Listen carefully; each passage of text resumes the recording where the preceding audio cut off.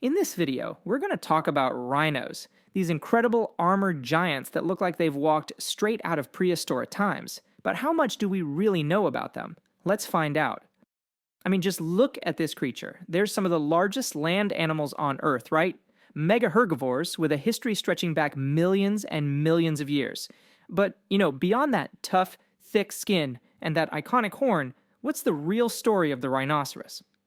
Alright, to get started, let's zoom out and take a look at the big picture where rhinos stand across the globe today. And, well, the numbers? They tell a pretty tough story. Yeah, that's it, just about 26,700. Across all 5 species, living in both Africa and Asia, there are fewer than 27,000 rhinos left in the wild. To put that into perspective for you, that's less than the number of people that can fit into a lot of sports stadiums, and just kind of hammers home how truly vulnerable these magnificent animals are. Okay, so let's break this down. We've got 5 different species. Over in Africa, the white rhino is near threatened, which, believe it or not, is actually a bit of a conservation success story, relatively speaking. But then you have the black rhino, which is still critically endangered. And then when we look over in Asia, the situation is even more dire. Both the Javan and Sumatran rhinos are also critically endangered. We're talking populations so small they're right on the very brink of disappearing forever. So, what's life actually like for a rhino day to day? Let's dive into their biology. From what they eat to how they bring the next generation into the world. Alright, first things first, rhinos are mammals. But get this, their closest living relatives might totally surprise you. They belong to this group called eyed-toed ungulates, which means they actually share a common ancestor with horses, zebras, and tapirs. I know, right? You can kind of see the family resemblance, can't you?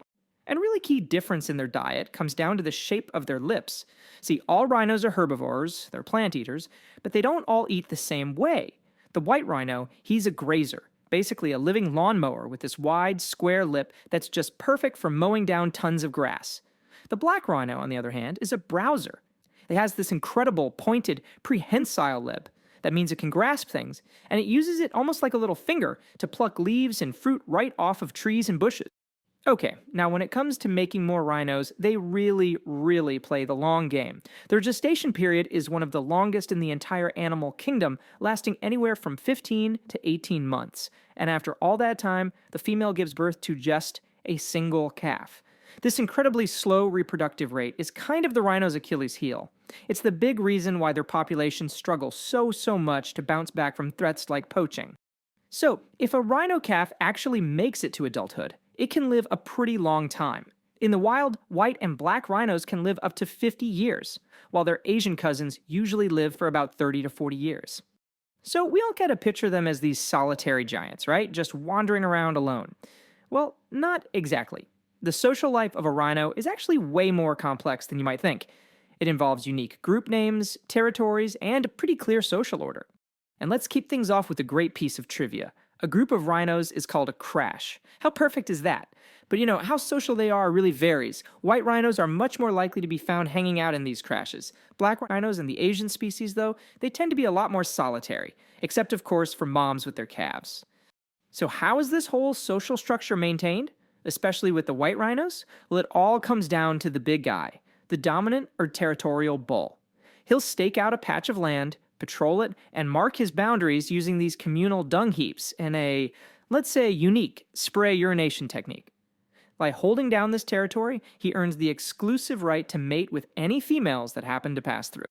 Okay, so a rhino doesn't live in a bubble. It has allies, it has enemies, and it faces some really serious threats. Let's take a look at how this giant herbivore fits into its wider ecosystem. First up, let's talk about the rhino's best buddy, the oxpecker. Their relationship is just a classic example of symbiosis. The oxpecker gets an easy meal by eating ticks and parasites off the rhino's skin, and in return, the rhino gets its own personal alarm system. If any danger approaches, the birds start making a racket, warning the rhino, which actually has pretty poor eyesight. In Swahili, their name even means the rhino's guard. How cool is that? Now, a full-grown adult rhino is basically a walking tank. It has very few natural enemies, but a calf? That's a whole different story. Young, small rhinos are super vulnerable and can be preyed upon by big predators like lions and tigers, or even packs of hyenas and wild dogs. But let's be absolutely clear here. All of those natural predators combined, they don't even come close to the rhino's single greatest threat: humans. Poaching for their horns has completely decimated their populations, and it remains the #1 reason they are endangered today. Period.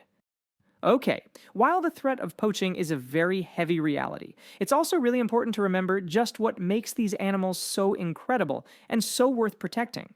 And believe me, rhinos are absolutely full of surprising quirks. So let's do a quick rapid fire round of some weird and wonderful facts about them. Ready? Here we go. The white rhino isn't white at all. Its name is a mistranslation of the Afrikaans word wide, which means wide, talking about its lip. Those dung heaps we mentioned, they're like a communal Facebook page where rhinos get all the news on their neighbors. Indian rhinos, they often use their sharp lower teeth to defend themselves, not even their horn. Asian rhinos are actually skilled swimmers, but African rhinos, they tend to avoid deep water.